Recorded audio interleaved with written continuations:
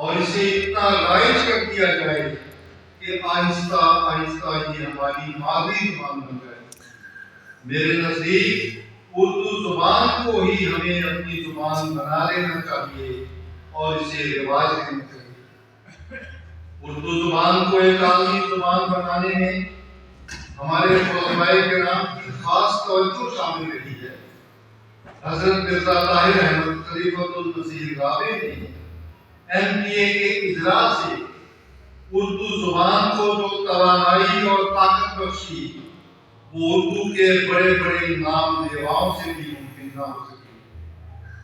MPA پر آپ کی اردو کلاسیں پوری دنیا میں نہ صرف احمدی احباب کے لیے بلکہ غیر احمدیوں کے لیے بھی دلچسپی کا سامان لیے ہوئے تھی۔ ان کلاسوں نے نہ صرف پوری دنیا میں اردو کو متعارف کرایا بلکہ کئی اردو بولنے اور سمجھنے والے پیدا کیے۔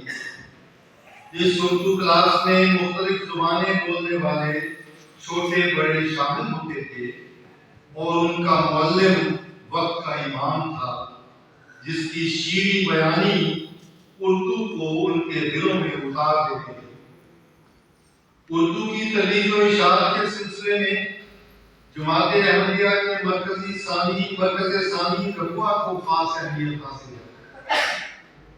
قادیان میں مامور زمانہ کے قائم کردہ مدرسہ احمدیہ میں اردو کی تدریس کو کلیدی حیثیت حاصل تھی اور اس کے بعد جامعہ احمدیہ ربوہ اور خلافت خامسہ کے دور میں دنیا کے اہم ممالک میں قائم ہونے والے جامعات احمدیہ میں اردو کو ایک لازمی مضمون اور بنیادی نصاب کے طور پر پڑھایا جاتا ہے، اور یہاں سے فارغ التحصیل ہونے والے طلباء نہ صرف اردو زبان پر عبور رکھتے ہیں بلکہ اس میں کلام کرتے اور اس کے دائرۂ اثر کو وسعت دینے کا باعث ہے۔ جیسا کہ میں نے کہا، پاکستان میں اردو کی ترویج و اشاعت میں ربوہ کو مرکزی مقام حاصل تھا۔ اس سلسلے میں اردو کے معروف نقاد، افسانہ نگار اور سفر نامہ نگار ڈاکٹر سلیم اختر نے اپنے ایک سفر نامے میں ایک مکالمہ درج کیا ہے جسے سامعین کی دلچسپی کے لیے میں بیان کر دیتا ہوں۔ وہ لکھتے ہیں، میں میڈم کے انتظار میں کھڑا تھا کہ ایک افریقی نے پاس آ کر انگریزی میں پوچھا، فرانسیسی بول لیتے ہو؟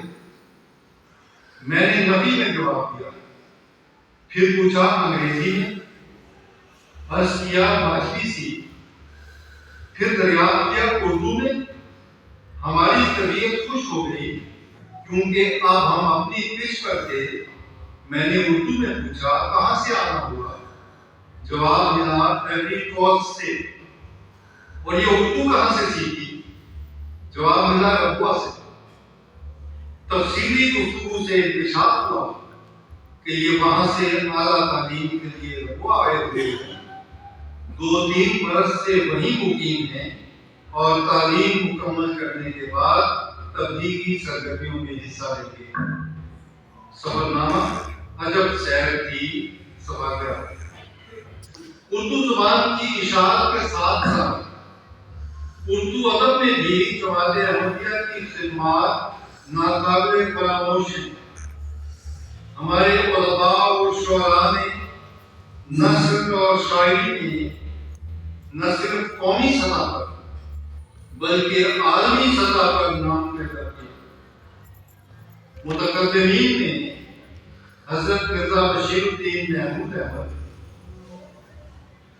امیر مینائی کے شاگرد حافظ مختار احمد شاہ جہان پوری، قاضی ظہور الدین احمد، حضرت تصدیق محمد اسماعیل صاحب، مصلح الدین رازقی، روشن دین تنویر صاحب، سعید احمد اعجاز صاحب، ظفر محمد ظفر صاحب، ادریس احمد عادل صاحب اور دیگر کئی نام ہیں جو مسئلہ شاعری پر آفتاب بن کر چمکے اور اردو شاعروں کی مین اسٹریم سے تعلق رکھتے ہیں، مرکزی حیثیت حاصل۔ متاخرین میں ناموں کا شمار نہیں جو اردو کے لیے وجہ فضیلت بنے: غالب احمد، مصطفیٰ عارفی، رشید کیسانی، عبید اللہ علیم، سامر ظفر، پرویز پروازی صاحب، ابرار احمد، محمد خالد، جمیل الرحمان، افضال ملید، احمد مبارک،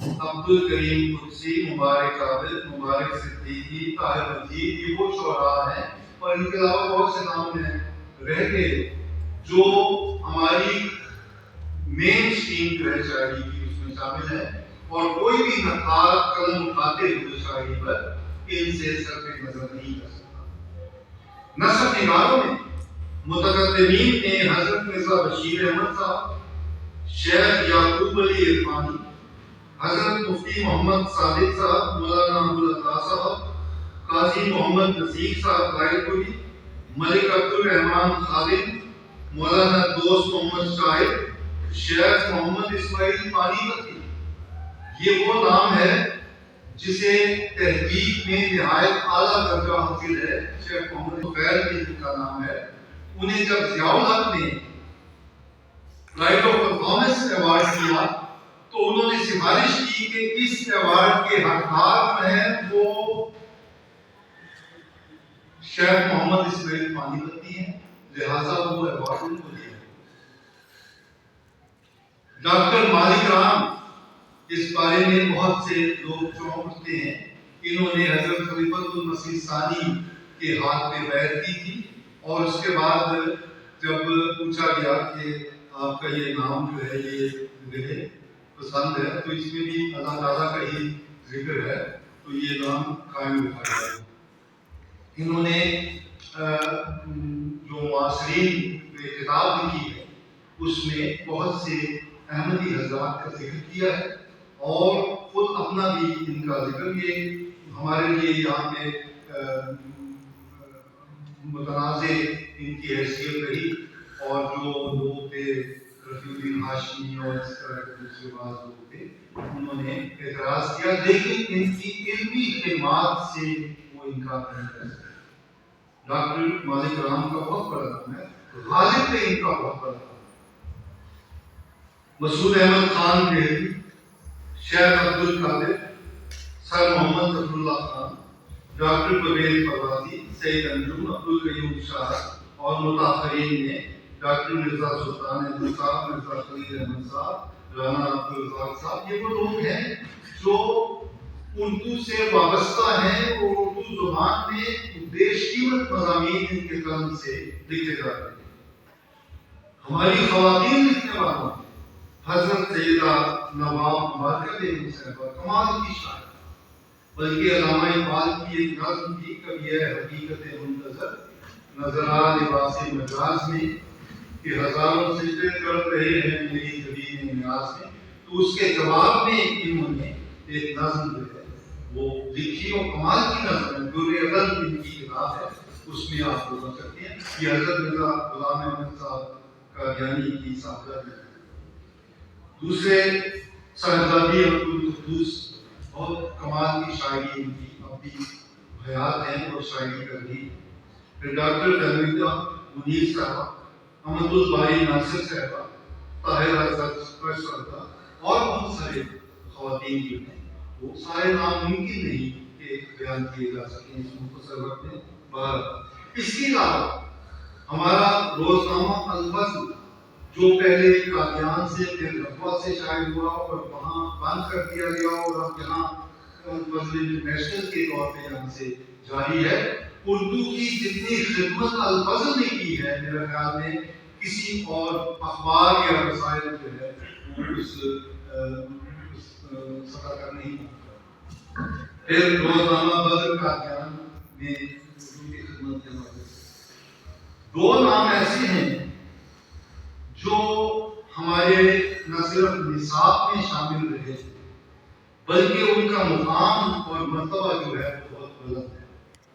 تاریخی ناول نگاری میں آج تک ہم مسلم کو اور مسیح حجازی کو یاد کرتے ہیں، لیکن ایک نام ایسا ہے جس نے ایسے کمال کے ناول لکھے، تاریخی ناول، اور اس میں چاہے بابل جو ہے اسے عالمگیر شہرت حاصل ہوئی اور کئی زبان میں اس کے تراجم ہوئے، وہ قمر اجنبی۔ قمر اجنبی ایک بہت بڑا نام ہے اردو ناول نگاری میں، اور عالمی سطح پر یہ لوگ متعارف ہے۔ جرمنی میں ان کا انتقال ہوا تھا، بعد میں یہاں تشریف لے گئے۔ دوسرے ہیں اختر اورینی، پٹنہ یونیورسٹی میں صدر شعبہ اردو ہے، اور افسانہ نگار بھی تھے، نقاد بھی تھے، شاعر بھی تھے، اور بڑا نام پیدا کیا انہوں نے۔ تو یہ دو نام جو ہیں یہ تو ہماری اردو ادب کی تاریخ کا باقاعدہ حصہ۔